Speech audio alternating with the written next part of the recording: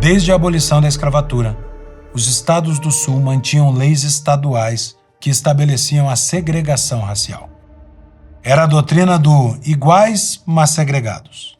Educação pública, transporte coletivo, serviços básicos e até o comércio em geral funcionavam de forma segregada. Escolas para brancos e para colored people eram separadas, por exemplo. A Suprema Corte dos Estados Unidos começava a derrubar essas leis em 1954 com o famoso caso Brown contra Board of Education, que julgou inconstitucional a segregação nas escolas. Os anos 60 seriam anos de transformação social. E um presidente democrata, ainda que não tenha concluído o mandato, marcou esse momento. John Fitzgerald Kennedy vence as eleições americanas em 1960, em plena Guerra Fria. Enfrentou momentos de tensão com países comunistas, especialmente com a invasão da Baía dos Porcos, em Cuba, que fracassou, e uma esgrima com a União Soviética na crise dos mísseis, quando Khrushchev tentou instalar armas nucleares na ilha cubana com apoio de Fidel Castro. Estas duas histórias, aliás, estão no documentário sobre a história do comunismo aqui da BP, no capítulo sobre Cuba. Era um momento em que mesmo a esquerda americana, ou ao menos a maioria dela, tinha consciência da ameaça comunista. A ala mais radical do Partido Democrata mostrava sim simpatia com o regime soviético, mas não encontrava eco na maioria da população.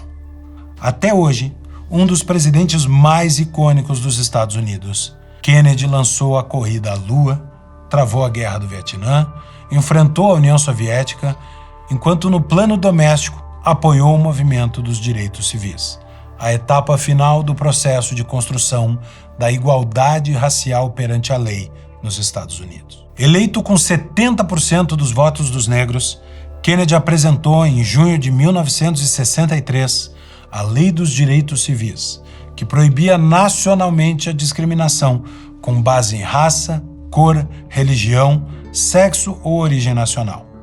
Ela proibia qualquer distinção nas escolas, instalações públicas, requisitos para o voto ou ainda no ambiente de trabalho. O Congresso, no entanto, não se mostrou disposto a aprovar a lei. E o presidente do Rules Committee, uma espécie de CCJ da Câmara dos Estados Unidos, Howard Smith, um democrata do Sul, engavetou o projeto.